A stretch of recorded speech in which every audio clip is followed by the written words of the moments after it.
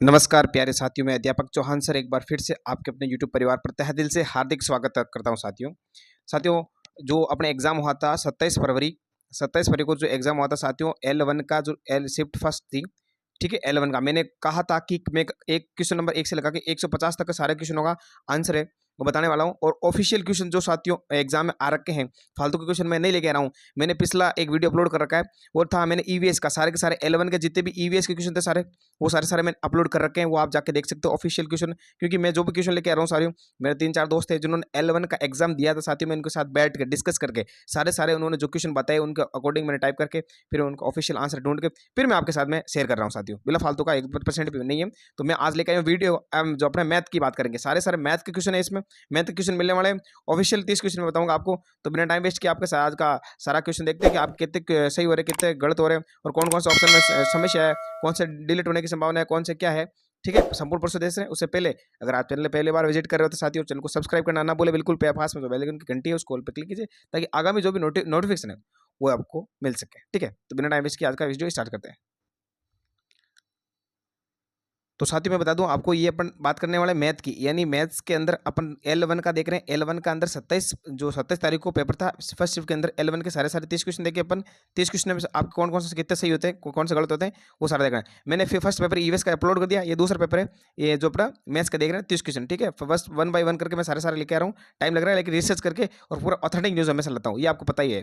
ठीक है, जितने भी पुराने साथी जुड़े हैं उनको पता है कि ये देखिए क्वेश्चन नंबर फर्स्ट है कि प्रथम 5 प्राकृतिक धन संख्याओं का औसत क्या होगा। साथियों ये एक मैथ का क्वेश्चन आया था अपने L1 के अंदर। इसका मैं सीधे देखो ऑप्शन भी आ रखे थे 43-45, कुछ 2 ऑप्शन और थे जो साथियों को याद नहीं हुआ था, लेकिन उसका जो एग्जैक्ट आंसर था साथियों वो मैं आपको बता दूं, ये उसका उत्तर हो जाएगा ऑप्शन नंबर 2। यानी यहाँ पर ऑप्शन नंबर 2 क्या कह रहा है, ऑप्शन नंबर 2 इसका सही उत्तर हो जाएगा, यानी 45 क्या हो जाएगा, 45 का सही उत्तर होने वाला है।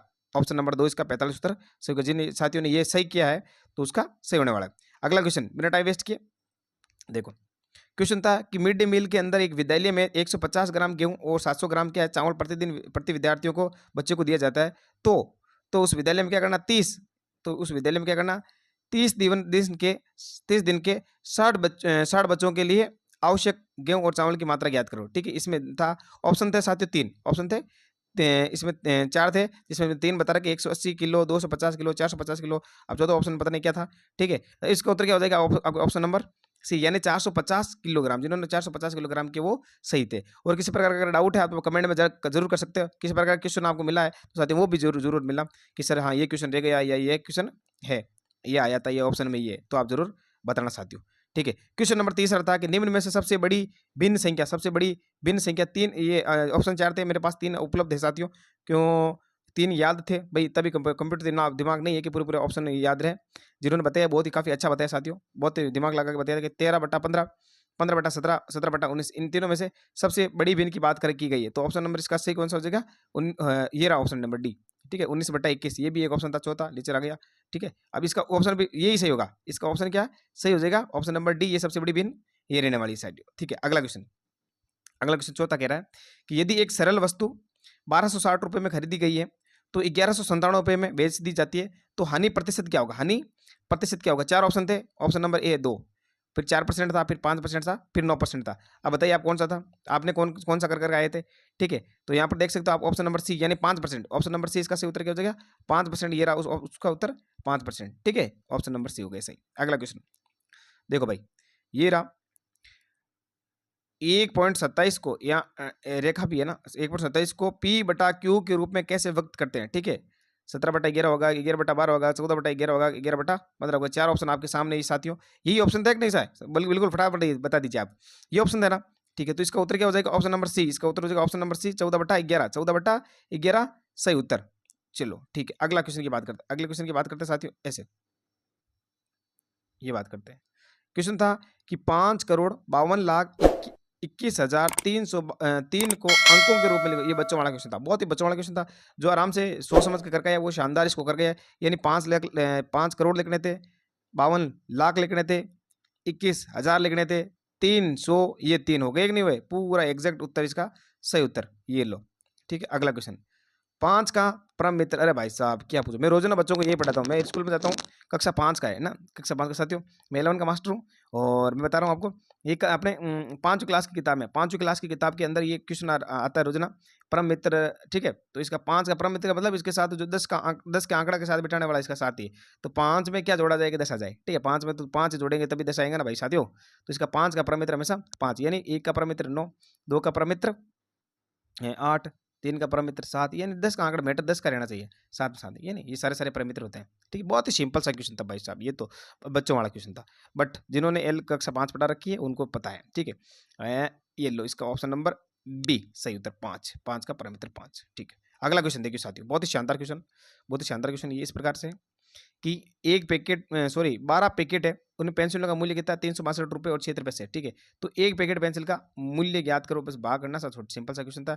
ऑप्शन ए था 30 रुपये 33 पैसे, ठीक है। और ऑप्शन बी भी था, सी भी था, डी भी था, ये हमें पता नहीं क्या क्या था, लेकिन ऑप्शन नंबर 1 ये था, और एग्जैक्ट इसका उत्तर क्या हो गया, ये रहा 30 रुपये और 33 पैसे इसका सही उत्तर। अगला क्वेश्चन है, लीलावती एक पुस्तक है। साथियों ये गणित का क्वेश्चन था, गणित में आया था, लीलावती पुस्तक है कि लेखक कौन है। कई साथियों ने, कई मेरे यूट्यूबर भाइयों ने इसको चेप दिया अपने ईवीएस के अंदर, कई ने हिंदी में चेप दिया, लेकिन ये क्वेश्चन किसका था, मैथ का रखा था। खुद मेरे दोस्त ने, जो एक मिलने वाला है, उसने कहा सर यार ये मैथ में आया था, मुझे पूरा विश्वास है, क्योंकि मैंने इसको देखा तो मैं भी ये सोच रहा था कि मैथ में क्यों आ गया ये क्वेश्चन, बिल्कुल ये मैथ में आया था। और इसका सही उत्तर क्या हो गया, भास्कराचार्य द्वितीय लीलावती पुस्तक है, लेखक ये माने जाते हैं, ठीक है। इसका ऑप्शन नंबर ए सही उत्तर हो जाएगा, ठीक है। ये शांति। अगला देखो मेरे प्यारे साथियों, भाभी मास्टरों, प्रश्न 10 वगैरह है कि 60 और 80 तक की अभाज्य संख्याओं का योग ज्ञात करो। और option number A 576, option number B 351, और क्या ऑप्शन है क्या आगे, ऑप्शन नंबर सी नहीं है, ठीक है। ये दो ऑप्शन आ रखे थे, इसमें से जो सही उत्तर क्या हो जाएगा, option number B, option number B सही होगा 351, क्या हो जाएगा 351 इसका सही उत्तर हो जाएगा, ठीक है। ये ऑप्शन नंबर होगा। चलो अगला क्वेश्चन कह रहा है, 4 समक्रमागत संख्याओं का औसत 23 है, तो सबसे बड़ी संख्या ज्ञात कीजिए। तो ये 4 संख्या थी, ठीक है। अब इसमें ए में देखिए 24 दे रखा, बी में दे रखा 22, सी में दे रखा 26, और डी में अब पता नहीं क्या दे रखा, राम जाने, याद नहीं है साथियों, ठीक है। अब इसका सही उत्तर क्या हो जाएगा, option number C, option number C 26। 4 क्रमागत संख्याओं का औसत 23 है, और तो सबसे बड़ी संख्या कौन सी होगी, सबसे बड़ी संख्या हो जाएगी 26, इसका सही उत्तर हो जाएगा, ठीक होगी। ये लो अगला क्वेश्चन। देखो साथियों, मैं हमेशा ना जो काम करता हूँ ऑफिशियल करता हूँ, मैं इसीलिए लेट लेकर आया ये ऑफिशियल आंसर की, मैं छो भले बाकी ने लगा दी, लेकिन मैं इसलिए लेट गया हूँ। मैं सारे दोस्तों के साथ बैठ के, जो एग्जाम देख के आए, मैं बात कर रहा हूँ ना, जो एग्जाम देख के आए उनके साथ बैठ के, उनके साथ रिसर्च करके कि भाई ये क्वेश्चन आया कि नहीं, आप एक बार जोर से वो और सोच लो, वो ये आया कि नहीं आया, फिर उन्होंने सोच के सारे क्वेश्चन लिखवाए, उसके बाद में टाइप किए, उसके बाद में आपके साथ शेयर कर रहा हूँ, ठीक है। ये देखिए 16 और 36, अगर आपको लगता है कि कुछ आंसर मैं संभावित आंसर बता रहा हूँ ना, ऑफिशियल आंसर तो जिससे अपना आंसर की आ जाएगी फर्स्ट आसपास वीक के अंदर, मार्च में, तब मैं डाउनलोड करके आपको अपलोड कर दूंगा और वहाँ बता दूंगा। संभावित आंसर बता रहा हूँ, आपको भी कुछ लगे कि हाँ सर इसमें कुछ संशोधन होएगी, ये उत्तर ऐसा हो सकता है, तो आप बेझिझक कमेंट कर सकते हो, कोई इश्यू नहीं है, ठीक है। 16 और 36 के लेसब मैसब HCF LCM का अनुपात क्या होगा, ठीक है। इसका उत्तर क्या होने वाला है, 36:1 या 72:1, और भी दो ऑप्शन थे, लेकिन इसका उत्तर क्या हो जाएगा, इसका उत्तर हो जाएगा 36:1, 36:1 ऑप्शन नंबर ये होने वाला, ठीक है। अगला क्वेश्चन ये रहा 13वां क्वेश्चन कह रहा है, एक धनराशि 10% वार्षिक दर से कितने वर्षों में उसका 3 गुना हो जाएगी, ठीक है। Option number A 20, option number B 25, option number C 15, option number D 10। ये 4 ऑप्शन थे साथियों, तो 4 ऑप्शनों में से इसका सही उत्तर कौन सा हो जाएगा, ऑप्शन नंबर ए हो जाएगा। कौन सा होगा, ऑप्शन नंबर ए 20 इसका सही उत्तर रहने वाला है। चलो अगली बात ये रहा प्रश्न नंबर 14 कह रहा है, कोण एबीसी का मान ज्ञात करो। ए ओ जो भी लिखा हुआ था यहाँ पर, इनका मान ज्ञात करना था साथियों। तो इसका जो ये कोण था, ये सचित्र भी आया था, आपके याद होगा।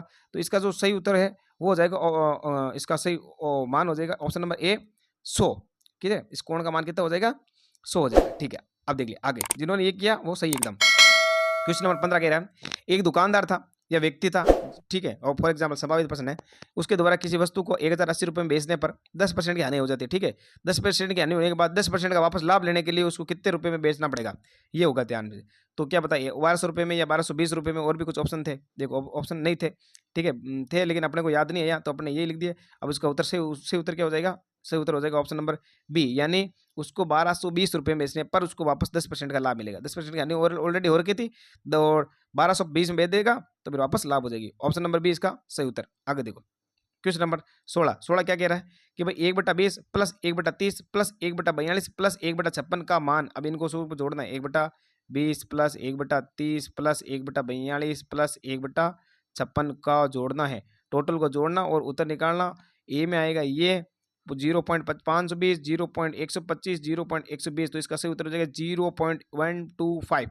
ऑप्शन नंबर बी सही उसका उत्तर। क्वेश्चन नंबर 17 कह रहा है कि 4 दर्जन पेनों का मूल्य जो कि 120 रुपये है, तो बताओ 35 रुपये में कितने पेन खरीदे जा सकते हैं। सिंपल सा क्वेश्चन था, जोड़ भाग गुणा भाग करने का वाला क्वेश्चन था, और इसका सीधा उत्तर हो जाएगा 14 रुपये। कितने पेन खरीदे जा सकते? 14 पेन, ठीक है, इसका उत्तर हो जाएगा बी सही 14। चलो अगला क्वेश्चन कह रहा है गणित वह मार्ग है जिसके द्वारा बच्चों के मन या मस्तिष्क में तर्क करने की आदत स्थापित करता है।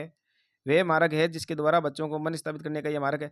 ये कथन किसका था? ये कथन था लोक के अनुसार। किसके अनुसार था? लोक। 4 लेखकों के नाम थे, ठीक है, उनमें से एक का नाम याद आ गया, लोक के अनुसार ये कथन उसका था, ठीक है। अगला क्वेश्चन अब देखो, और भी आपको इसके अलावा, मेरे अलावा जो गणित के क्वेश्चन आपको याद है तो कमेंट में जरूर बताना, और इनमें से कौन सा नहीं था या किसी का अलग अलग सब्जेक्ट का था, ये भी हो सकता है।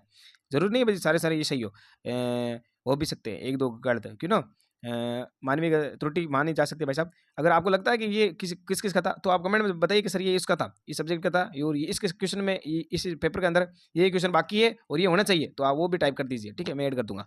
शून्यवाद का जनक मैथ का नागार्जुन को माना जाता है। ये मैथ का क्वेश्चन माना जाता है, कहीं यूएस में डाल दिया, कहीं और था, ठीक है। तो पता नहीं किसका है ये क्वेश्चन, बाकी L1 के अंदर जरूर आया था। शून्यवाद का जनक नागार्जुन को माना जाता है, L1 के अंदर ये पेपर में आया था, ठीक है।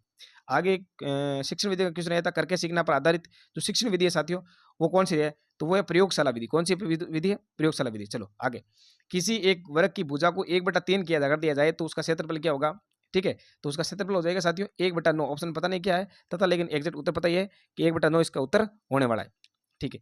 अब ये क्वेश्चन ये भी आया था कि आया कि नहीं आया, कमेंट में जरूर बताना, कि एक आयताकार मैदान की लंबाई चौड़ाई से 10 मीटर की है, चौड़ाई से 10 मीटर अधिक है, उस पर क्या है कि एक तार लगाने का खर्चा है वो 5.5 रुपये का आता है, तब कुल खर्च कितना है 1550 रुपये। तो उसकी लंबाई ज्ञात करनी है, उस आयत की लंबाई ज्ञात करनी है, काट पीट के इस आयत के क्षेत्रफल के अकॉर्डिंग, ठीक है। फिर उसका खर्च लगा के वापस लगाना है, और उसका जो टोटल लंबाई कुछ है, ठीक है, तो वो लंबाई कितनी हो जाएगी 30 मीटर। लंबाई कितनी हो जाने वाली 30 मीटर, ठीक है। आगे की बात करें, आगे क्या बात करें, आगे बस साथियों हमें बहुत माथापच्ची करने के बाद टोटल 22 क्वेश्चन मिले, ठीक है। 30 में से कितने क्वेश्चन मिले? 22। 8 क्वेश्चन कम पड़ गए। अब आप मुझे बताइए इनमें से आपको कौन कौन से क्वेश्चन और इसके अलावा याद है, वो क्वेश्चन आप मुझे बता दीजिए, तो अपने याद कर लेंगे और उसके साथ डिस्कस भी करेंगे साथियों। कमेंट में जरूर कमेंट करना कि किसी ये क्वेश्चन आए हैं, ये नहीं आए, ठीक है। मैंने देखो ईवीएस की कर दी है अपलोड, वो भी आप देख सकते हो। मैथ्स की ऑफिशियल ये मैंने ये भी कर दी है, कोशिश की 22 से अधिकतम क्वेश्चन मैंने डाले हैं। कहीं यूट्यूब पे नहीं मिलेंगे आपको इतने ज़्यादा से ज़्यादा 20 से ज़्यादा क्वेश्चन, ठीक है। मैंने 20 से ज़्यादा क्वेश्चन डाल रखे हैं, ठीक है। मैथ्स की मिल दी, ईवीएस की मिल दी, अब मैं कल हिंदी की और CDP की लाऊंगा, और उसके बाद में लैंग्वेज की वो अपने अलग लैंग्वेज संस्कृत वगैरह इंग्लिश की, ठीक है, उसके बाद में लगूंगा। CDP हिंदी की में कल आ जाएगी, ठीक है। फटाफट चैनल पर पहली बार विजिट कर रहे हो तो सब्सक्राइब जरूर करना बिल्कुल ना भूले, और अपने सभी साथियों को लाइक और शेयर सब्सक्राइब बिल्कुल करें।